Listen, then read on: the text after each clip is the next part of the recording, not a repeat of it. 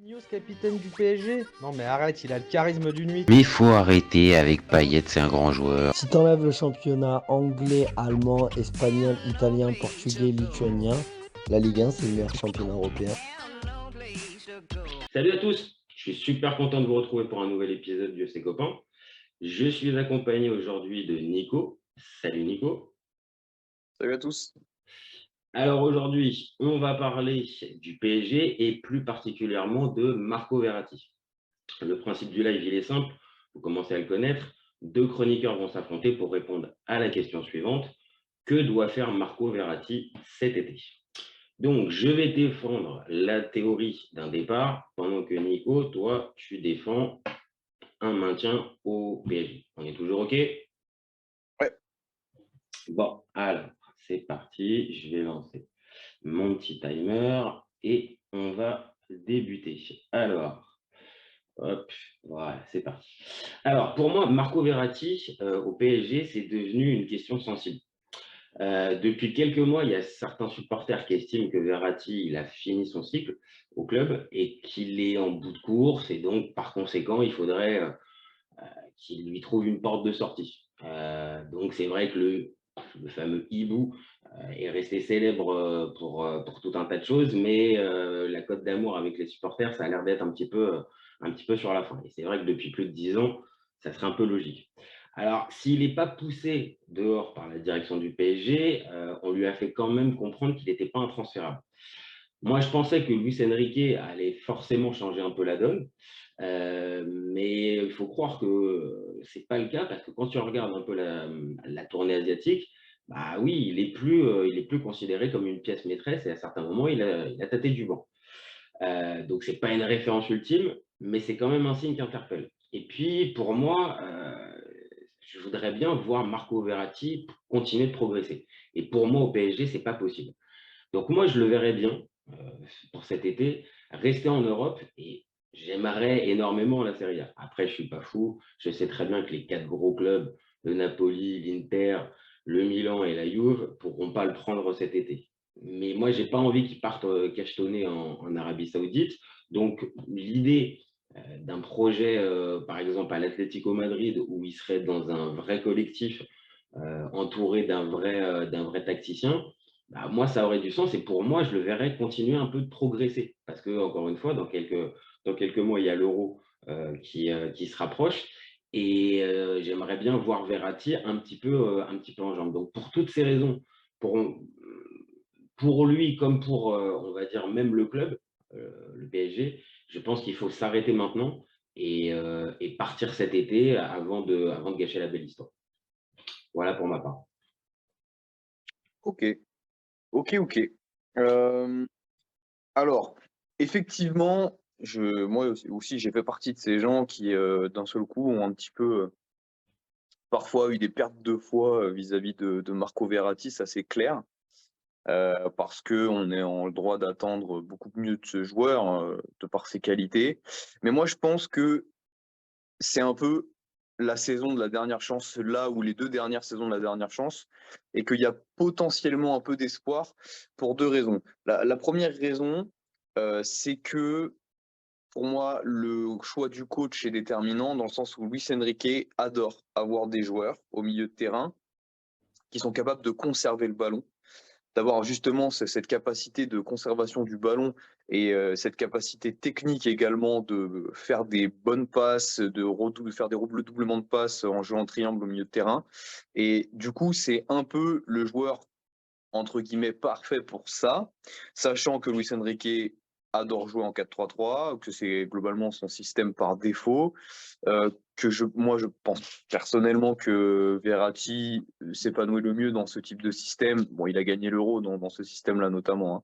Mais moi je trouve qu'il est très fort justement devant un 6, soit un peu plus organisateur, soit un petit peu plus travailleur. Tout dépend du fonctionnement avec, entre guillemets, la pointe basse du triangle, comment c'est organisé. Mais moi, je pense que justement, ça peut être la grande force de Verratti cette saison, de s'appuyer justement sur ce système et un schéma qu'il connaît bien, qu'il a gagné l'Euro dans ce système-là, soit en double playmaker, soit un petit peu plus haut, avec peut-être aussi un deuxième 8 un peu plus offensif. Et le deuxième argument, c'est que je pense que Luis Enrique, lui également, il est dans cette phase où il sait très bien que son jeu de possession avec redoublement de passes au milieu de terrain, il est bien, mais il faut également aller vers un peu plus de transition.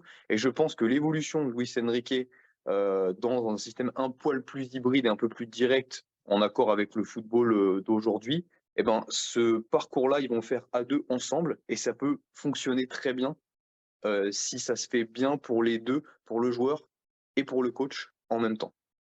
Voilà. Ok, ok, bah écoute, parfait, hein. On a bien tenu les débats sur le timing. Écoute, moi j'aime bien ton discours parce qu'en fait, il s'arrête sur du terrain. Et moi, je l'avais dit aussi un petit peu dans mon avis tranché. Et logiquement, Luis Enrique, ça doit, c'est même, on va dire ça, c'est compatible avec Marco Verratti. C'est au-delà des déclarations qu'il avait pu avoir quand il était coach du Barça, euh, on comprend qu'il va dans la même philosophie. Donc, logiquement et spontanément, pour moi, Verratti peut trouver sa place avec Luis Enrique. Mais, mais pour moi, la vraie question, elle est même plus là, en fait. C'est est-ce qu'en fait, l'extra sportif n'est pas en train, en fait, de déborder, justement, sur l'apport que pourrait donner un Verratti sous Luis Enrique. C'est-à-dire que est-ce qu'on n'est pas au bout, encore une fois, comme je l'ai dit tout à l'heure, de la fin d'une histoire, en fait.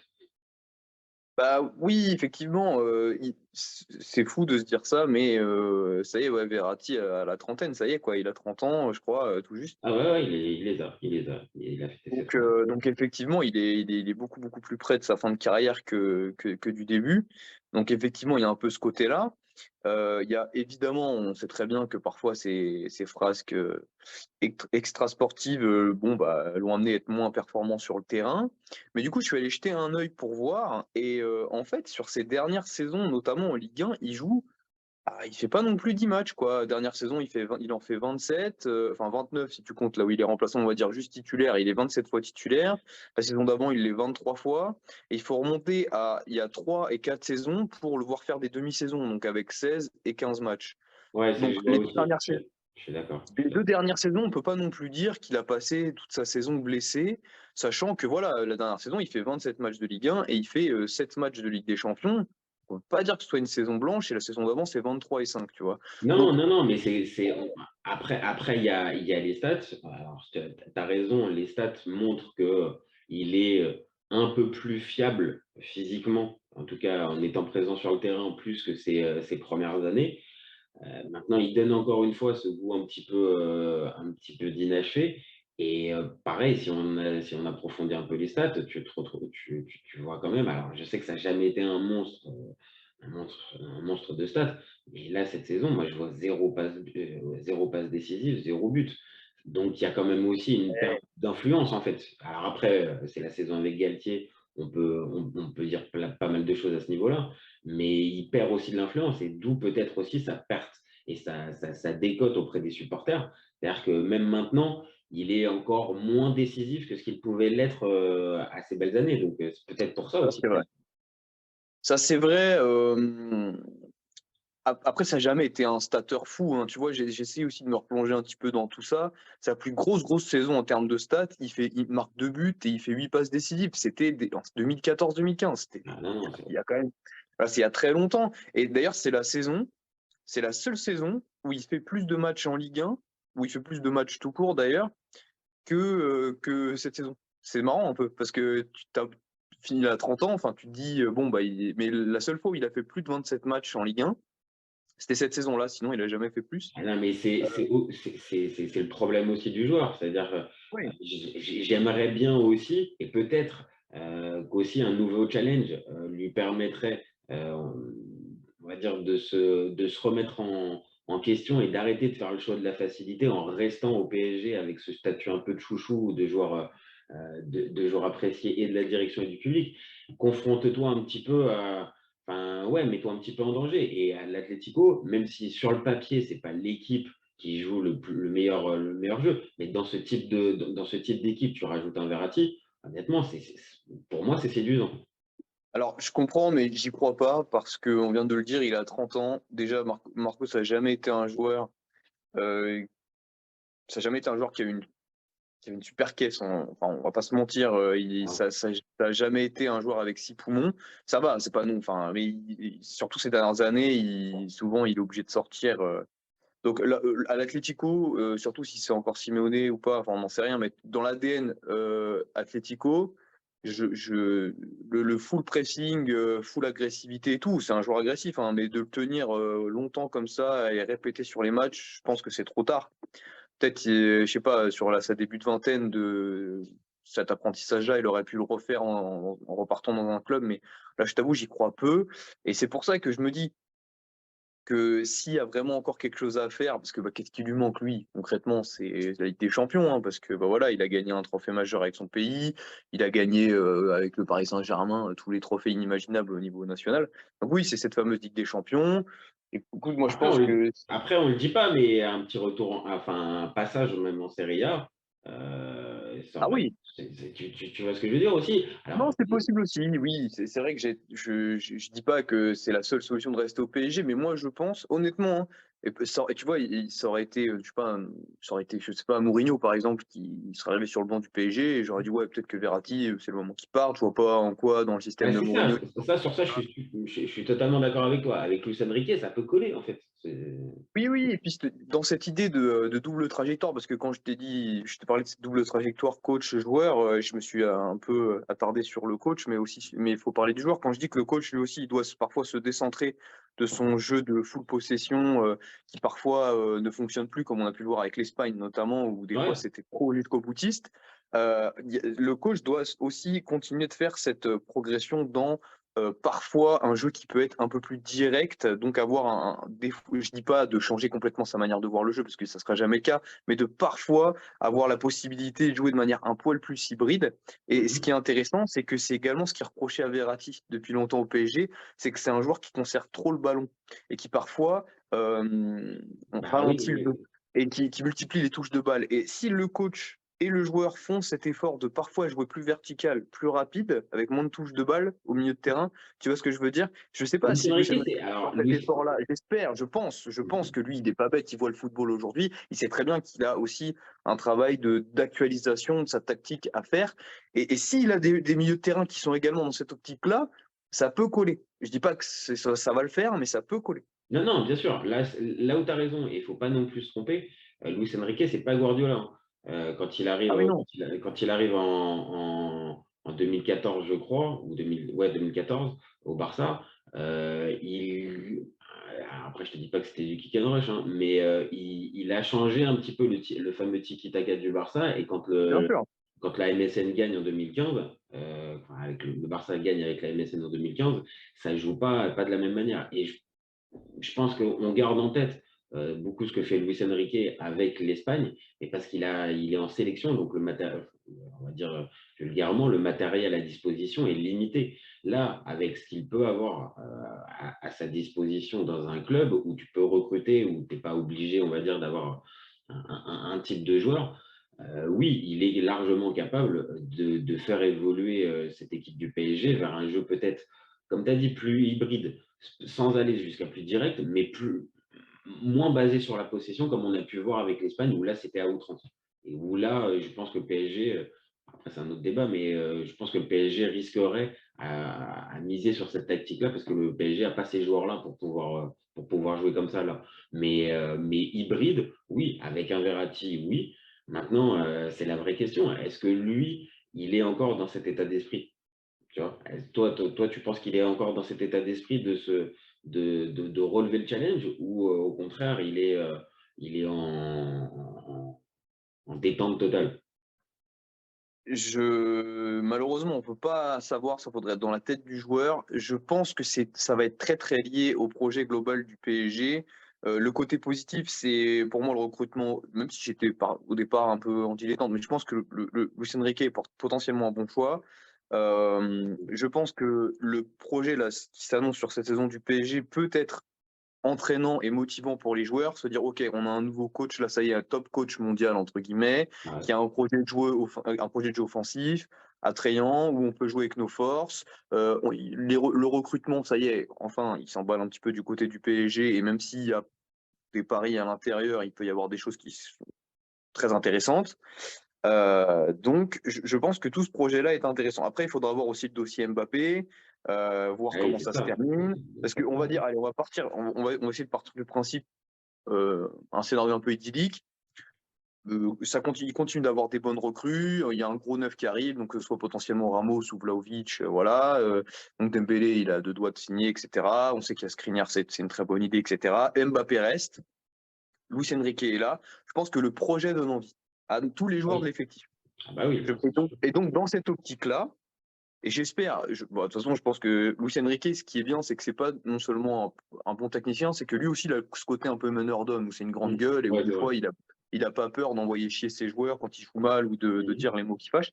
Donc, moi, j'espère que donc, si tu es dans ce projet-là un peu idyllique, où c'est pas trop la merde et tout, il va voir Verratti, il lui dit, écoute, moi, j'ai l'ambition que mon milieu de terrain fasse ça, est-ce que tu veux aller vers ça? Alors après, oui, il a 30 ans, c'est difficile parfois de changer un petit peu son jeu à cet âge-là.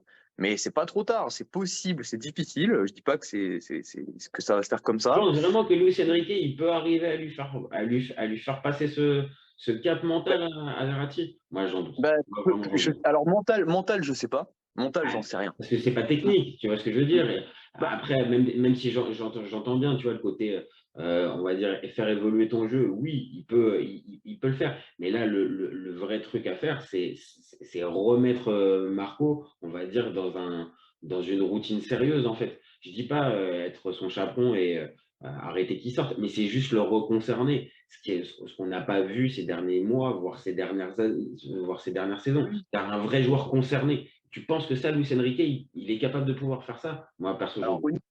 Bah, moi aussi, alors je vais pas te mentir, j'en doute aussi. Après, on sait que voilà, Luis Enrique, il sait bouger ses joueurs, il sait le faire. Après, est-ce que ça marchera ou pas, on n'en sait rien.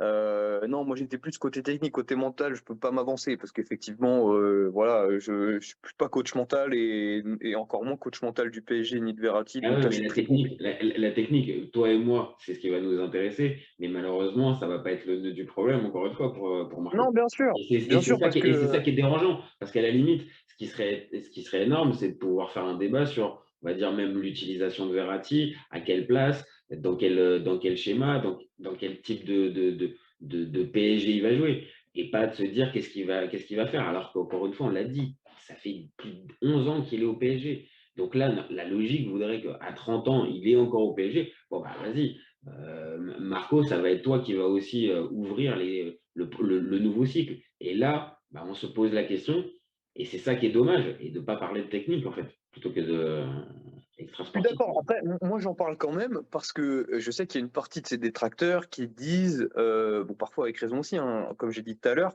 que c'est pas que mental, c'est qu'au niveau technique, parce que voilà, je l'ai dit tout à l'heure, il ralentit le jeu, il a un style très posé qui va de moins en moins avec le football de plus en plus direct, etc., etc., etc. Donc moi je Oui, reviens mais là-dessus ça aussi. reste un joueur énorme, ça reste un joueur énorme, on Ça est reste un d'accord, tu super vois. joueur et je disais ça surtout, et pour ça qu'il y en a plein qui disent oui, mais à 30 ans c'est mort, il pourra pas évoluer son jeu. Je pense que c'est plus facile d'être un joueur très technique qui multiplie les touches de balle, qui est hyper à l'aise et tout, et donc de faire évoluer son jeu vers quelque chose d'un peu plus direct en mode bon ok, tu te dis mentalement j'essaye de diminuer Ouais, je les touches vois. de balle, voilà, Mhm. ça se fait, plutôt que l'inverse d'être un joueur qui joue très directement parce qu'il n'a pas forcément l'aisance technique pour Ah oui, multiplier les c'est touches ça. de balle et d'un seul coup se transformer en quelqu'un qui a une touche de balle monstre et qui est capable de conserver le long. Je Ouais. pense que ça c'est beaucoup plus complexe. Donc je pense que Verratti est capable de jouer plus directement. Je pense qu'il est capable de le faire s'il est au centre d'un système où toute l'équipe joue comme ça et il n'a pas le choix. Tu vois ce que je veux dire? Et avec un coach qui le pousse derrière. Je dis pas que ça sera magique, mais je pense que c'est faisable. Vraiment, je pense que c'est faisable.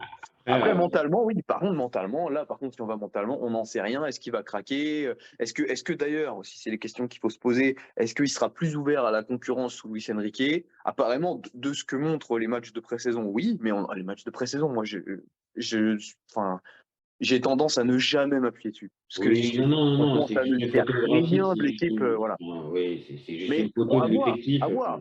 Si, à voir aussi, tu vois, on parle de mental, à voir si le fait de le mettre en concurrence, par exemple, avec tous les autres milieux de terrain, même si, bon, pour moi, ça va être compliqué parce qu'il n'y a pas non plus énormément de joueurs qui peuvent jouer en 8 dans ce 4-3-3 là, surtout si Renato Sanchez est trop blessé, surtout si, enfin bref, il y a Zaïre Emery, je trouve qu'il serait très intéressant de jouer à côté de lui et tout, mais bref, on verra si la concurrence ça le fait couler ou si au contraire ça donne une émulation, s'il est vraiment placé en situation de concurrence, s'il le met en situation de toute façon titulaire indiscutable, ça on n'a pas encore les réponses et ça aura un impact, mais à voir comment, oui, en vrai.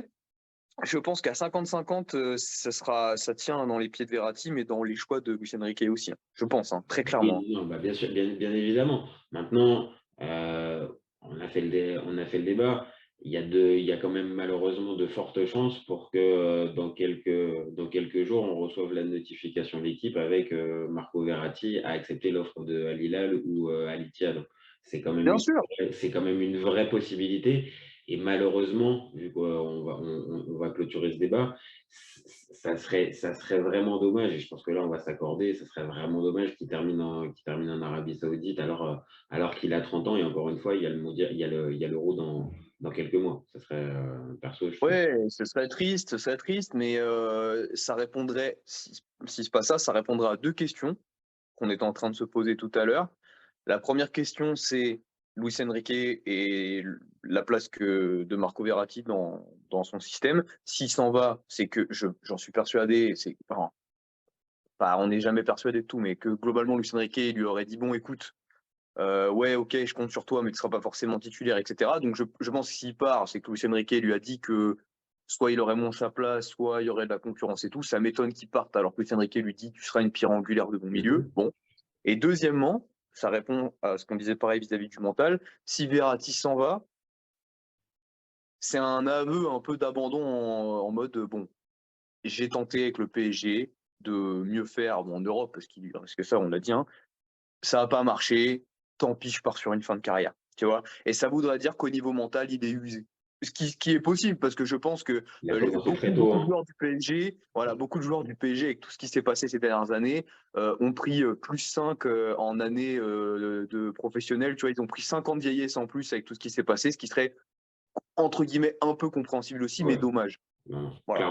Clairement. Et je pense que on va dire, ça nous permet de laisser pas mal de portes ouvertes à l'issue de ce débat. Marco va nous répondre là, dans les prochains mois, enfin dans les prochains jours plutôt. Parce que d'ici le 31, il faut arriver à valider définitivement cette fin de mercato. Ouais, je suis en train de partir de l'image. Bon, bah, c'est le moment pour nous d'arrêter. Écoute, Nico, encore un vrai plaisir de faire ce débat autour de Marco. Pareillement. Et ben, nous, on se retrouve très vite pour un nouvel épisode. Vous n'hésitez pas, vous nous donnez vos avis en commentaire. Nous, on est ouvert tout l'été. Ciao les copains.